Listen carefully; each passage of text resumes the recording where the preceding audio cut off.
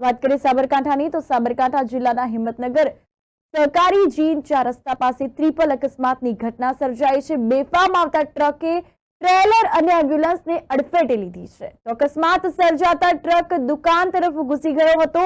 ઘટનામાં એમ્બ્યુલન્સને પણ મોટું નુકસાન પહોંચ્યું છે તો 2 વ્યક્તિઓને ઈજા પહોંચી છે। તાત્કાલિક સારવાર અર્થે હોસ્પિટલ ખસેડવામાં આવ્યા હતા। સમગ્ર અકસ્માતની ઘટનામાં જાનહાનિ ટળી છે અને વિશ્વ બેંકનો અહેવાલ મુજબ ગુજરાતમાં રોજ સરેરાશ 20 વ્યક્તિઓના માર્ગ અકસ્માતમાં મોત નીપજે છે। ગુજરાતમાં અકસ્માતોનો દર સખત વધી રહ્યો છે। સંખ્યામાં દિવસે ને દિવસે વધારો જોવા મળી રહ્યો છે। વિશ્વ બેંક દ્વારા તાજેતરમાં જારી કરવામાં આવેલા અહેવાલ અનુસાર વિશ્વમાં રોડ અકસ્માતોમાં ભોગ બનનારાઓમાં ભારતીયોની સંખ્યા 10% છે।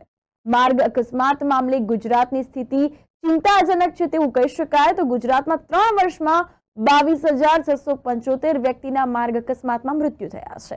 આમ પ્રતિ દિવસે દરરોજ સરેરાશ માર્ગ અકસ્માતની 51 ઘટના નોંધાય છે।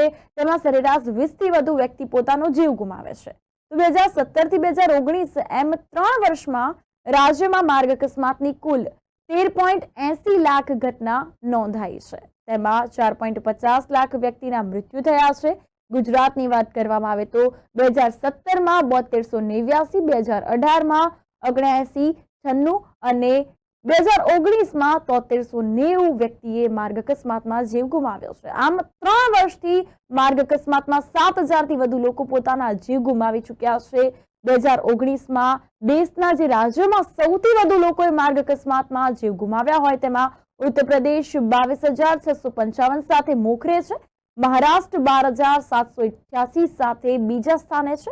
મધ્યપ્રદેશની વાત કરીએ તો મધ્યપ્રદેશ 11,249 સાથે ત્રીજા ક્રમે, કર્ણાટક 10,449 સાથે ચોથા ક્રમે અને રાજસ્થાન 10,563 સ્થાને 5મા સ્થાને છે।